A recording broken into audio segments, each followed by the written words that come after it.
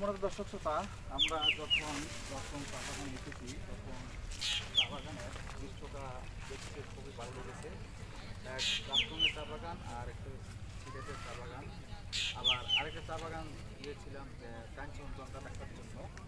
সেখানে গিয়ে দেখেছি এক চা বাগান খুব সুন্দর, এমন ভালো, কিন্তু চা বাগানটা আপনি দেখতে পাচ্ছেন যে এটা কোমরের উপরে আর উঠে না। কেন উঠে না? এটা বড় হয়ে যায়, ডালগুলো কেটে কেটে ফেলা হয়, আর সেই ডাল থেকে যে কচি পাতাটা গজায়, এই কচি পাতাটা দাঁড়ানোর চা তৈরি করা হয়।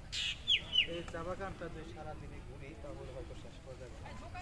এমনও কথা শুনেছি যে এই বাগানটা যদি 2-3 দিন ঘুরা হয় তারপরেও এই বাগানটা ঘুরে শেষ করা যাবে না। এখানে খুবই সুন্দর মনোমুগ্ধকর একটি পরিবেশ। অনেক পর্যটক আসে দেখার জন্য, আমরাও এসেছি। আমরা গতকালকে রাত্রে 11টায় গাড়িতে গেছি, সকালে গেছি, এখন পর্যন্ত ঘুরতেছি। আমরা সেই ভারতের পাহাড়ি ঝর্ণায় গোসল করে এখানে আসি।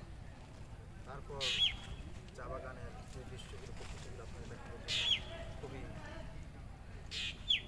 মনে হচ্ছে যে এখানে খুবই ভালো লাগছে, কিন্তু আজকে এই বৃষ্টির কারণে হয়তো লোকজন খুব কম। এর আগে একবার এসেছিলাম তো অনেক লোক দেখেছি এবং দেখেছি যে চা কীভাবে তোলা হয়। যখন এসেছিলাম তখন কিন্তু এমন ধরনের প্রযুক্তি ছিল না যে আমরা ভিডিও করে নিয়ে দেখাতে পারি। এখন দেখা যাচ্ছে যে ভিডিও করেও দেখানো যায় যে এই এখানে কচি চা পাতা কীভাবে তোলা হয়। আজকে যদি এই কচি চা বাগানের মালিক যদি চা তোলার কোনো অনুমতি দিত তাহলে হয়তো এই চা তোলার যে কাজের লোকগুলো আছে তারা এই চা বাগানে এসে তারা চা তুলতো। এখন সে চা বাগানটা তো না। আজকে আরেকটি কথা হলো, এই সম্পূর্ণ চা বাগান কিন্তু একজন জমিদার সাহেব।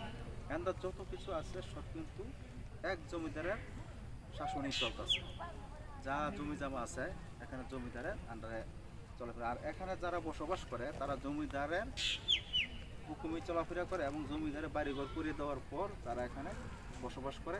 এবং আজ থেকে আরও অনেক দিন আগে এসেছিলাম, তখন জিজ্ঞাসা করেছিলাম যে আপনাদেরকে জমিদার সাহেব কত টাকা হাজিরা দেয় সারাদিনে? 30 টাকা হাজিরা দেয় এবং থাকা খাওয়া সব ফ্রি।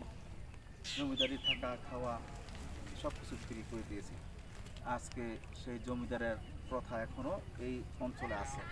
আগে এক সময় জমিদারের প্রথা জায়গায় জায়গায় ছিল, এখন কিন্তু সেই জমিদারি প্রথাটা নেই। একমাত্র এই জাফলং এখানেই সেই জমিদারের প্রথাটা রয়ে গেল। সেই জমিদারের আন্ডারে এই সমস্ত সম্পদ, এই সম্পদের মালিক শুধু একজন জমিদার সাহেব। সম্মানিত, তাহলে এখন আমরা অনেকক্ষণই দেখিলাম চা বাগান সম্বন্ধে কিছু কথা বললাম, আর আপনাদেরকে আরও কিছু ঘুরে দেখানোর চেষ্টা করছি। আজকে সময়ের অভাব, আমরা এসেছিলাম, আমরা অনেক দূরে চলে যাব, প্রায় ঢাকার কাছ থেকে এসেছি। ঢাকা থেকে নরসিংদী থেকে আমরা এখানে এসেছি, সেই নরসিংদী আবার ফিরতে হবে।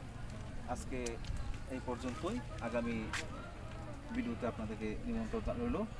আসসালামু আলাইকুম।